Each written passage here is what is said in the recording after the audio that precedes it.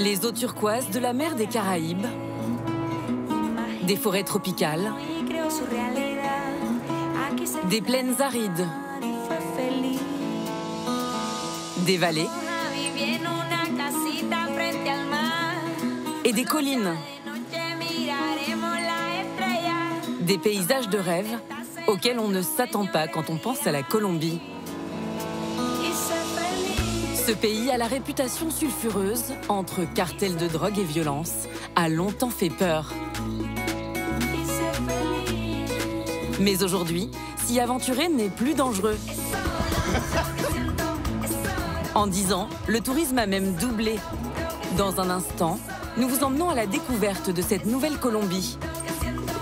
Un voyage hors des sentiers battus, où nous avons même suivi Jean Humbert, le chef étoilé star, parmi les stars. Je me permets une petite vidéo, il faut que j'ai un souvenir parce que là, c'est incroyable. Nous y avons aussi rencontré des Français qui ont fait de ce pays leur Eldorado latino pour la vie.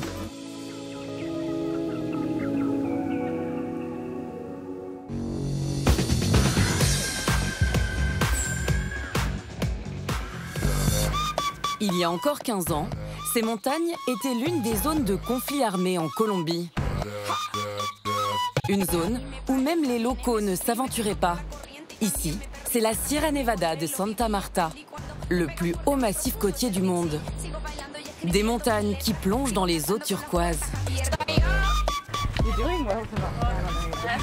Aujourd'hui pacifiée, la région est le rendez-vous des jeunes routards du monde entier. Ces 3 jeunes femmes sont toutes venues en Colombie toutes seules. Manon est hollandaise, Cassie anglaise et Ricky australienne. Mes parents sont venus ici en lune de miel il y a 25 ou 30 ans. Ils m'avaient dit que la Colombie était un pays incroyable. Alors j'ai eu envie d'y aller. J'ai quitté mon travail et maintenant je voyage avec mon sac à dos pour une durée indéterminée, peut-être 6 mois ou plus. Ce matin-là, le groupe part en sortie tubing, accompagné par Ben, le propriétaire de l'auberge de jeunesse où elle séjourne dans le coin. C'est bon, je l'ai. Par le doigt de pied. Cette balade en bouée, c'est l'activité aquatique la plus populaire de la Sierra Nevada. Une descente de rivière jusqu'à la mer, tout en farniente et détente.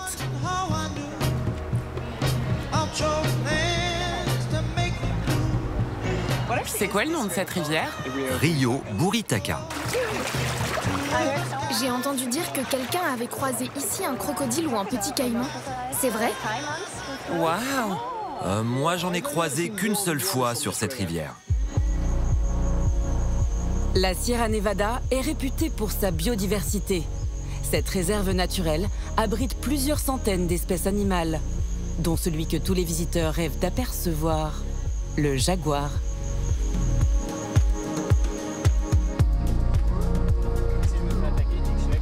À 1000 km de là, dans la vallée de Jardín, c'est un autre trésor national qui est venu chercher le chef Jean Humbert. La route est incroyable. C'est beau, hein? Au départ, quand on m'a dit, bon, ce matin, il y a 4 heures de route, mais la route, en fait, c'est un cinéma, en fait. Ce voyage, il le fait aux côtés du patron du groupe Nespresso, Guillaume Lequinf.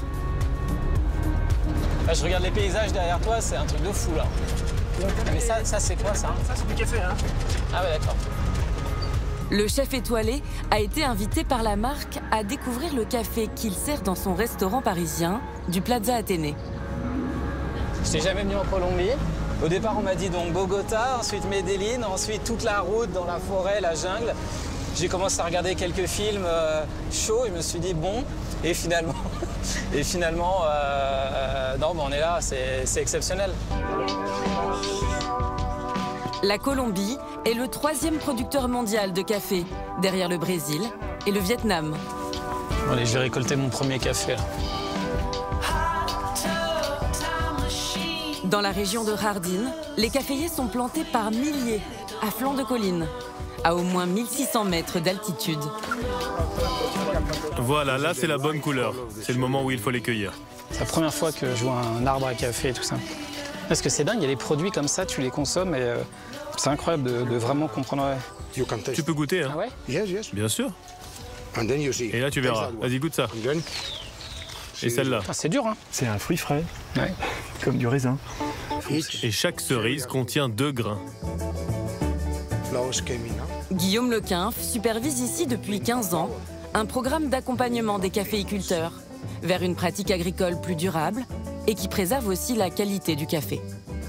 Je suis tombé amoureux de cette région, de la ville, des gens, il y a une quinzaine d'années. Je venais 2 fois par an et donc j'étais jamais revenu depuis le démarrage de la pandémie. Donc petit coup de cœur personnel à être de retour et de retrouver tous les gens que j'avais pas vus depuis 3 ans. Ça, c'est assez ouf, hein. Là, ce qui est dingue, c'est que le grain de café, il a éclos, là. C'est beau, ça. Ah. It's really from the farm, hein?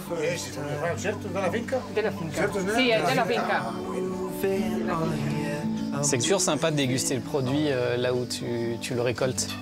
C'est exactement la même chose quand tu manges une huître et que tu vas dans la baie du Mont-Saint-Michel ou je sais pas quoi, ou d'une coquillac, ou tu vas chez un pêcheur, un marailleur, ce que tu veux. En fait, là, le fait d'être vraiment avec la personne en plus, Gustavo qui le fait, c'est quand même très cool. Ça, dans 30 ans, tu s'en souviens, tu vois. C'est cool. Et c'est bon. Et c'est bon. Le charme de la Colombie, le voilà.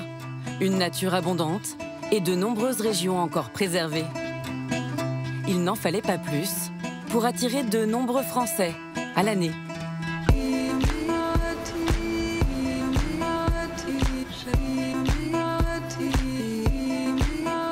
Ils sont en train de bronzer au soleil. Jérémy Getta habite dans la région depuis 3 ans. Sans chercher, ça fait le 4e que je vois ce mois-ci. Ils sont là posés tranquilles. C'est pas dangereux là quand même? Non, mais ça va pas vite. Hein. Je pense, moi, je suis chaud si y a quelqu'un, on s'approche un peu avec un bâton hein, pour histoire de faire un. Non, mais pas aujourd'hui, mec. Il faut tourner d'abord, faire. T'as besoin de ton caméraman d'abord. Okay. Pas question de se faire croquer. Le programme de la journée de ces 2 amis est chargé. Dans cette direction-là? Une direction de là-bas jusqu'ici, après. Simon Elias est un acteur colombien qui a étudié au lycée suisse de Bogota. Il fait partie de la jeune garde du cinéma colombien. Il a tourné ici, il y a quelques mois, les scènes de son premier long métrage. Je vais descendre et après on monte, puis après on inverse après un montage, si tu veux. Notre Français, Jérémy, tourne ce matin les dernières images aériennes qui finaliseront le montage du film de Simon.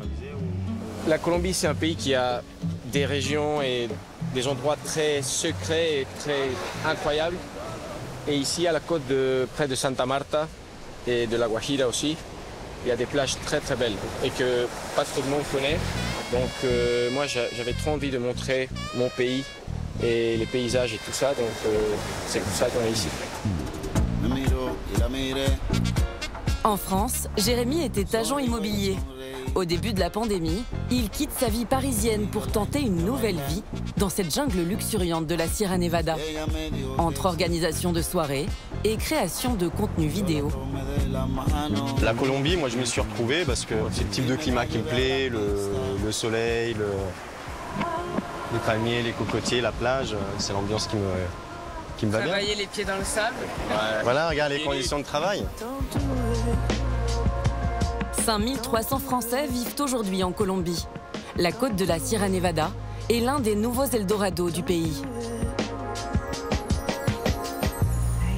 Depuis quelques années, de plus en plus d'étrangers, ou même Colombiens venant de grandes villes, y ouvrent des établissements touristiques.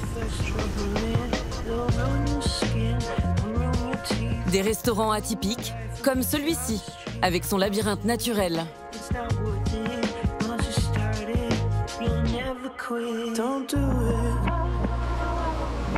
Des auberges de jeunesse branchées qui redonneraient presque envie de dormir en dortoir.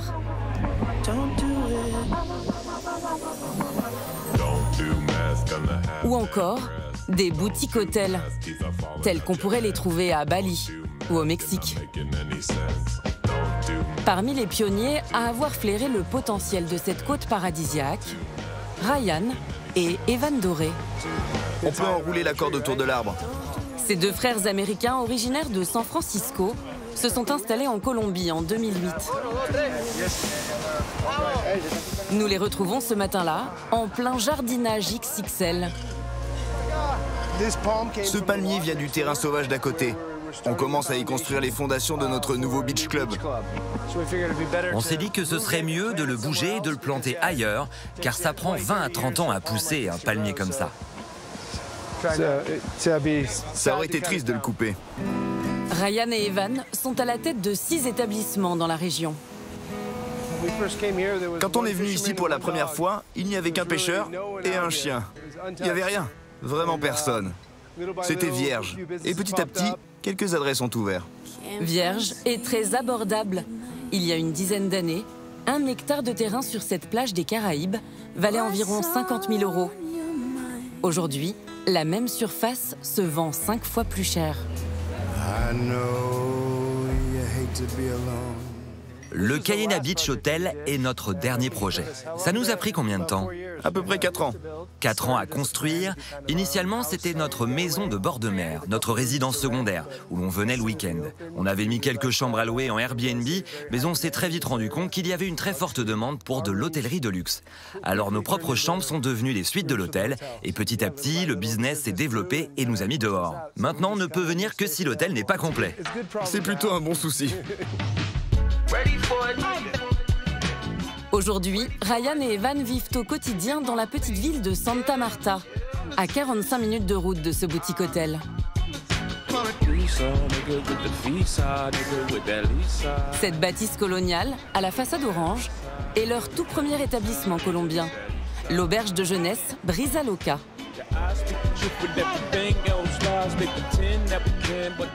Ce lieu était une ruine quand on l'a récupéré. C'était une bâtisse abandonnée depuis probablement une dizaine d'années, remplie de pigeons, très sale, assez répugnant.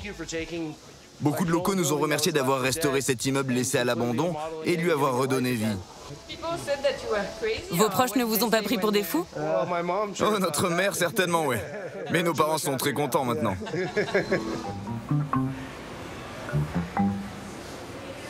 La Colombie est une terre qui inspire les nouveaux venus. Avec le nouvel élan touristique, aujourd'hui c'est l'artisanat local qui a le vent en poupe. Ces sacs colorés, appelés des mochilas, c'est la pièce de mode incontournable du pays. Celle que chaque touriste rapporte dans ses valises. Ils sont tissés par les femmes des communautés amérindiennes Wayuu. Et pour trouver cette ethnie, il faut s'aventurer à l'extrême nord de la Colombie.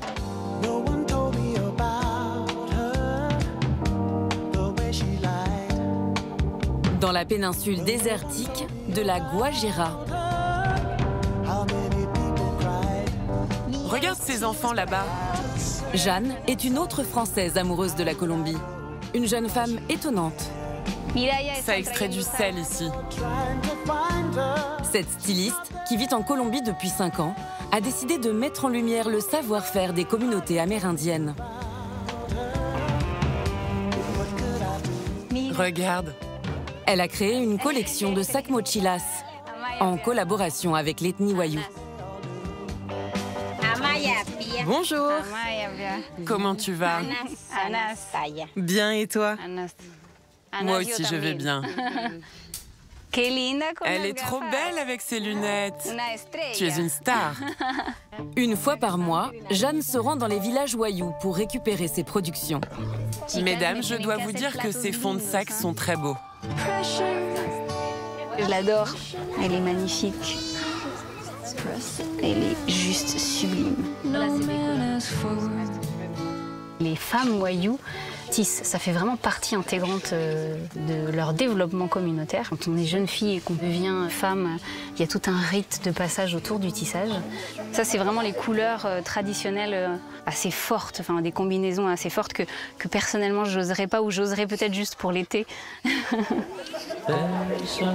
Après avoir travaillé plusieurs années en Indonésie en tant que styliste tendance dans l'industrie très polluante de la fast fashion, Jeanne a préféré mettre son expérience au service d'une mode plus durable et plus éthique. Là, je regarde un peu les mini-défauts qu'on pourrait trouver de fils qui se baladent. De toute façon, c'est quand même hyper bien fait, donc je trouve généralement rien. Bientôt, elle compte proposer une expérience touristique auprès de cette communauté. Un jour, une nuit chez les Wayuu, à la découverte de ce tissage. Grâce à ce genre d'action et à la vente de ces sacs, le travail de Jeanne redonne une dynamique économique à ses familles et lutte contre l'exode rural.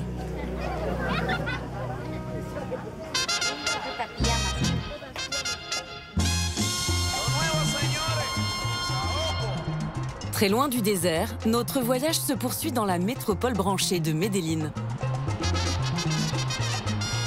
Deuxième ville de Colombie, à 400 km de Bogota. Elle est désormais une escale incontournable, symbole du renouveau du pays. Dans cet immeuble végétalisé rempli de loft design, nous retrouvons le chef Jean Humbert.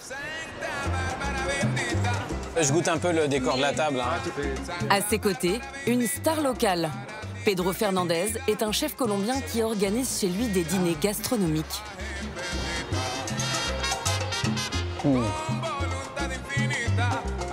Ça s'appelle tomate et arbol. Au programme, découverte de plats et ingrédients typiquement colombiens. Ouais. Ah, c'est un mélange de mûres et de tomates, quoi. Ça, c'est vraiment marrant. Rencontrer ses homologues étrangers est l'un des plaisirs de Jean Humbert. J'adore choisir même le voyage pour rencontrer un chef. Parfois, il y a des chefs où je vais avoir acheté le livre. Je l'ai acheté peut-être il y a 5 ans et je me dis, ah mais lui, à Kyoto, je rêverais de le rencontrer. Par exemple, c'est quelque chose qui m'est arrivé cet été. Là, il me fait goûter des trucs. Voilà, ça cogite. Tiens, chef. Au menu du jour, ceviche de thon. Merci. Et riz à la noix de coco, surmonté de son homard. Une spécialité de la côte pacifique. Ouais, c'est sérieux, là.